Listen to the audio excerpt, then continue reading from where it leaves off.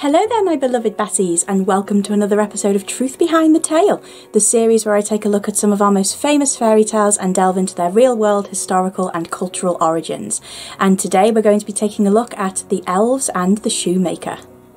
And just off the bat, you might notice something a little bit different. Yes, I have got a new camera. So yes, the reason for the lack of videos during September was because I had nothing to film with, but now I do. And this is the very first time that I've shot with this camera, so we will see how this turns out. But anyway, onto the video. Though often thought of and reproduced as a single tale, The Elves and the Shoemaker is actually a set of 3 fairy tales, which were combined under a collective title by the Brothers Grimm in 1812.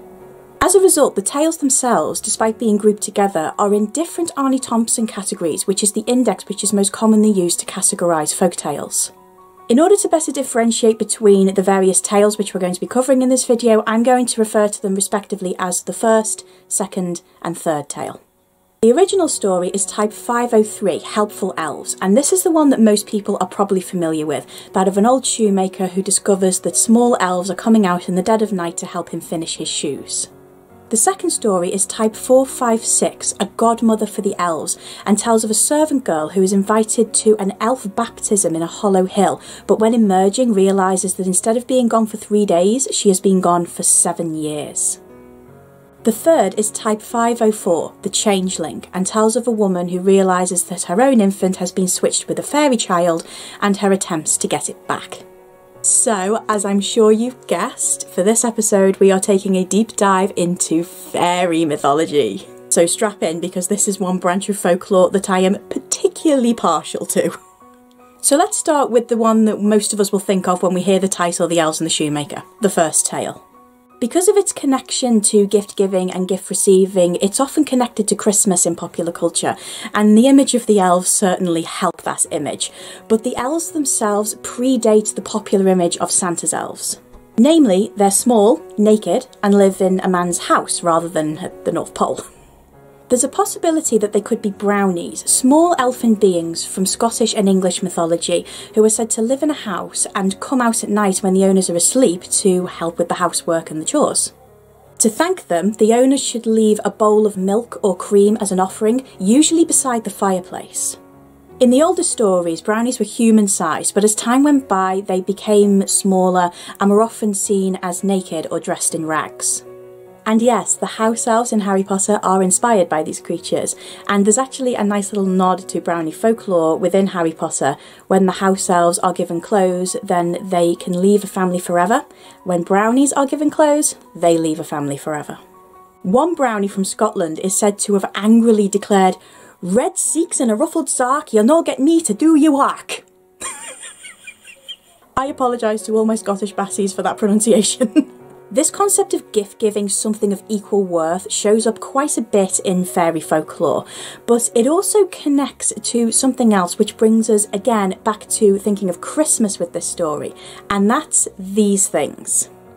They're creatures from Nordic folklore which are called various names depending on the country, but in this video I'm going to refer to them as the Finnish tonttu because I've lived in Finland and that's the one that I'm personally most familiar with. A tonttu is typically associated with the winter solstice, and they're also the inspiration for the stock image of garden gnomes, as well as some inspiration for elements of Santa. Similar to a brownie, they helped out around the house and the farm in exchange for gifts, including a bowl of porridge on Christmas Eve.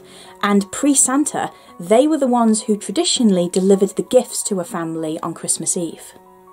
Now for a little word on elves. The word itself is from old Germanic languages, namely the ancestor languages to modern English, German and the Scandinavian languages. In Snorri Sturluson's Prose Edda, the elves of Norse mythology were described as being human-sized and divided into 2 types, dark elves and light elves, with the light elves being fairer than the sun to look at. These elves are what Tolkien drew his inspiration from to create the Elves of Middle-earth. Are these two related? That's a crazy internet conspiracy right there.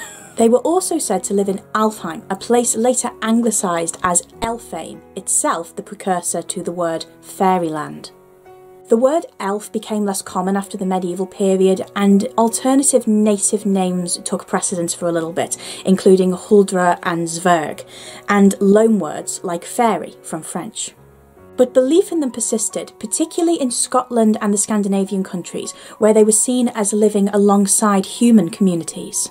They were associated with causing illness among people and livestock, attempting to seduce and abduct humans, and genuinely just being tricksters. Belief in them gradually declined as industrialisation spread, but persisted in some areas, perhaps the most famous being Iceland, which is filled with elf stories. In Iceland, elves are known as the hidden people, or huldufolk, and they have been viewed by scholars as representing a people's connection to a very unpredictable, often cruel land. In accounts of Scandinavian, Irish and Anglo-Scottish tales in particular, elves were said to live in hollow hills. The Danish writer Hans Christian Andersen touched on this at one point with a story of his own, appropriately titled The Elf Mound.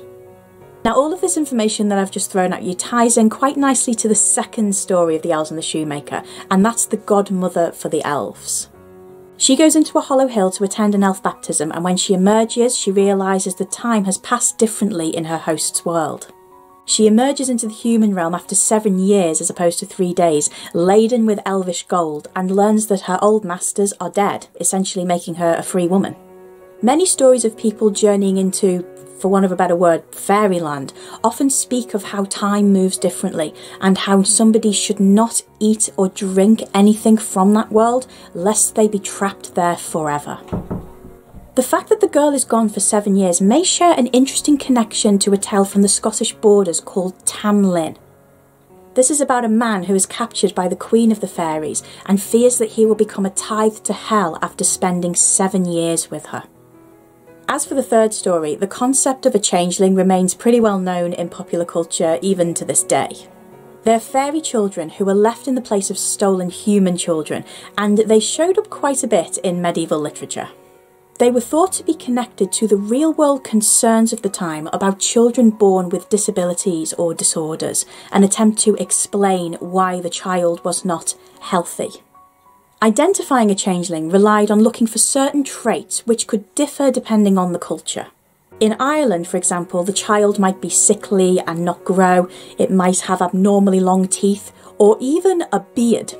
Joke's on you, fairies, I think that's a bit of a dead giveaway. Other ways of identifying a changeling relied on observing its behaviour when it believed it was alone, such as jumping around the room or speaking when it was clearly too young to be able to do so.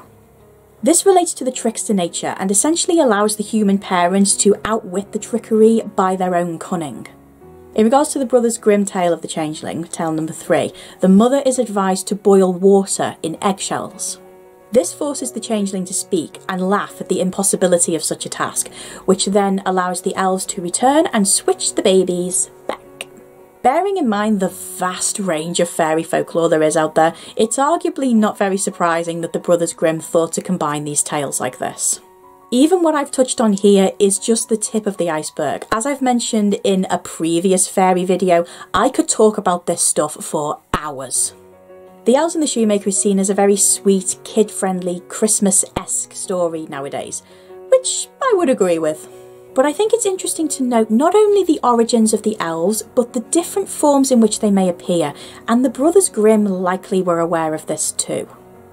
So make sure you leave out a bowl of porridge or cream. You never know who might be hiding in your house.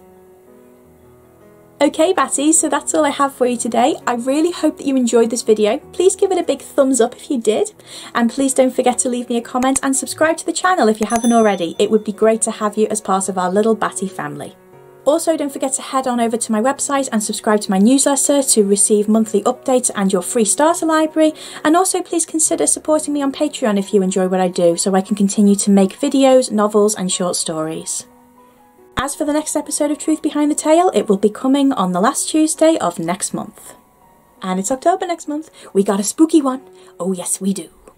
Thank you for watching, have a nice day, stay safe, and I'll see you all again very soon in another video. Bye! Millie Moo has come to join us. Want to say hello? Yeah? Hello? Hello? What, you want cuddles? You want cuddles, do you? You want Millie Moo cuddles? Covered in cat hair.